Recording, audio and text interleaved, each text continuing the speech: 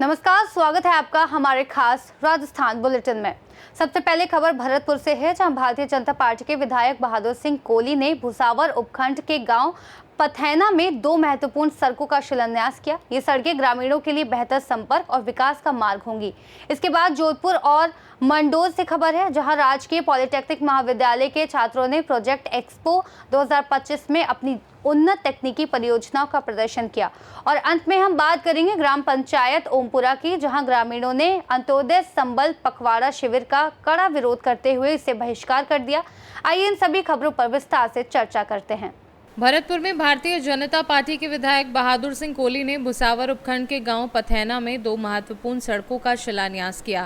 पहली सड़क पथैना से चौकरवाड़ा खुर्द तक के मार्ग का नवीनीकरण है, जबकि दूसरी पथैना से गुफा वाले हनुमान जी तक नॉन पेचेबल सड़क का निर्माण होगा। इस अवसर पर भाजपा जिलाध्यक्ष शिवानी दायमा सहित कई वरिष्ठ नेता उपस्थित रहे। कार्यक्रम की अध्यक्षता प्रशासक प्रतिनिधि ब्रिजेश पथैना ने की। विधायक कोहली ने कार्यकर्ताओं से सरकार की जन कल्याणकारी योजनाओं को जनता तक पहुंचाने की अपील की और केंद्र व राज्य सरकार के ERCP योजना के लिए आभार जताया। साथ ही उन्होंने कांग्रेस और पूर्व PWD मंत्री भजनलाल जाटव पर भी निशाना साधा। कार्यक्रम में स्थानीय ग्रामीणों ने अपनी समस्याएं रखी, जिन पर विधायक ने त्वरित समाधान का आश्वासन दिया। हालांकि छात्र नेता कौशल फौजदार ने आरोप लगाया कि हल्की बारिश होने पर विधायक जन सुनवाई छोड़कर चले गए। सांसद हैं, आज से 3 महीने पहले उन्होंने मुझ पे आरोप लगाया था, बहादुर सिंह कोहली ने 3 एक्ट लगाया। मैंने जवाब दिया था बेरी के अंदर, मेरी 65 साल की उम्र हो गई और 65 साल में एक भी कहीं किसी पर 3 एक्ट लगाया हो, और मैं चैलेंज देकर कहता हूं, या तो राजनीति वो छोड़ दें, सांसद से इस्तीफा दे दें, या मैं इस्तीफा दे दूंगा, कोई भी प्रूफ लाके दें। 3 महीने हो गए, कोई भी प्रूफ उन्होंने नहीं दिया। उसके बाद में अभी सुना था बैर के अंदर कांग्रेस के लोगों की मीटिंग हुई थी। उस मीटिंग में फिर आरोप लगाए। भोड़े गांव पर धरना में बहादुर सिंह कोहली ने बैठाए। वहाँ मेरा कोई लेना देना नहीं, ना मेरी उनसे कोई बात हुई। उनके फ़ोन आए, मैंने उनसे कहा भाई हम CM साहब से बात कर लेंगे, सरकार से बात कर लेंगे, आपकी जो समस्या है उस समस्या को सरकार से हल करा देंगे। वो बैठे रहे। खुद भजनलाल जी वहाँ पहुँचे थे, संजना भी वहाँ पहुँची थी। मेरे को भी कहा आप आओ। मैंने कि हम सरकार में, हम सरकार के विधायक हैं, इस तरीक़ा के धरना के अंदर, प्रदर्शन के अंदर हम नहीं आ सकते। उनकी जो गांव की समस्या थी, कोई चारागाह उसमें से रास्ता था बढ़ाना के क्रेशर के लिए, वो कहते भाई हमारे कुओं का पानी सूख गया, हमारी सारी चारागाह घेर ली।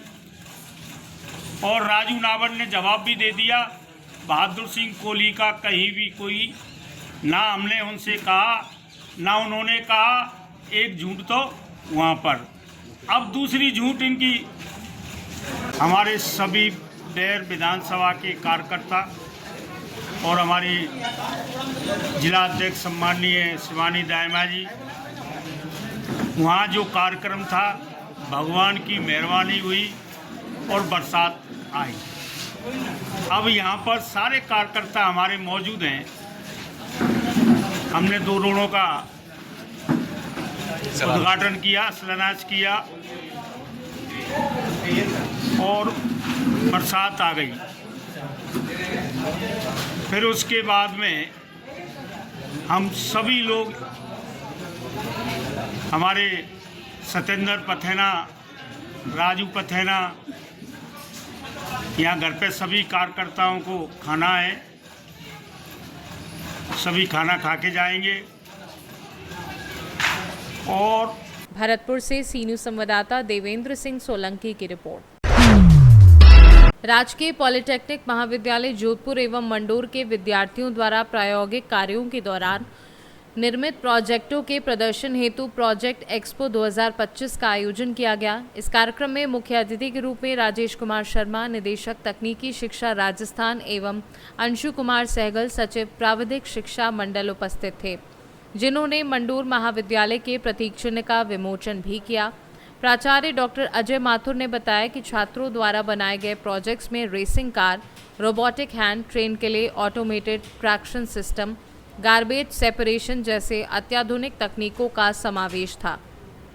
इस प्रदर्शनी में प्रदर्शित 25 से अधिक चयनित प्रोजेक्टों में से उत्कृष्ट प्रोजेक्टों को प्रथम और द्वितीय पुरस्कार से सम्मानित किया गया। कार्यक्रम का संचालन टी.आर. राठौर ने किया, जबकि कार्यक्रम संयोजन और पुरस्कार वितरण का कार्य डॉक्टर चंद्रेश शर्मा एवं राजेश बिश्नोई ने संभाला। बच्चों ने आज के इस युग को वो तकनीक दी है जिनके माध्यम से हम विकास के नाम पे जो नुकसान पहुंचा रहे हैं उससे हमें प्रोटेक्शन मिलने की उम्मीद जागी है। दूसरा, कुछ प्रोजेक्ट मैंने ऐसे देखे हैं जिनके माध्यम से आज विकास को लेकर जो नए नए तरह के अपराध जगत में आ रहे हैं, जिन्हें हम साइबर क्राइम के नाम से जानते हैं, उसके विरुद्ध प्रोटेक्शन देने के लिए भी बच्चों ने अपने प्रोजेक्ट प्रस्तुत किए, अपने तकनीक हमारे सामने रखी है। इसके साथ ही बच्चों ने आज के डिफेंस सिस्टम को मजबूत बनाने के लिए भी बहुत ही सटीक सिस्टम हमारे सामने प्रस्तुत किया है, जिसके माध्यम से हमारे ऊपर अटैक किए जाने वाले किसी भी चीज़ का हम बहुत सटीक तरीके से अनुमान लगा सकते हैं और उसको अपने टारगेट पर गिरने से पहले नष्ट कर सकते हैं। ये मैंने अब तक जो देखे हैं उनके विवरण आपके सामने हैं। मुझे लग रहा है और भी है प्रोजेक्ट, तो और देखते हैं, फिर मैं आपको और जानकारी दूँगा। Thank you. जोधपुर से सी न्यूज संवाददाता आनंद शर्मा की रिपोर्ट। ग्राम पंचायत ओमपुरा में आयोजित पंडित दीनदयाल उपाध्याय अंत्योदय संबल पखवाड़ा शिविर का ग्रामीणों ने कड़े विरोध के चलते बहिष्कार कर दिया। ग्रामीणों का आरोप है कि पिछले 2 वर्षों से नरेगा का काम पूरी तरह ठप पड़ा हुआ है, जिससे वे रोजगार से वंचित हैं और आजीविका संकट का सामना कर रहे हैं। शिविर शुरू होने से पहले ही दर्जनों ग्रामीण ग्राम पंचायत के मुख्य द्वार को बंद कर धरने पर बैठ गए। उन्होंने जोरदार नारेबाजी करते हुए कहा, पहले रोजगार दो, फिर शिविर चलाओ। उनका साफ संदेश था कि जब तक नरेगा कार्य शुरू नहीं होगा, तब तक कोई भी सरकारी कार्यक्रम सफल नहीं होगा।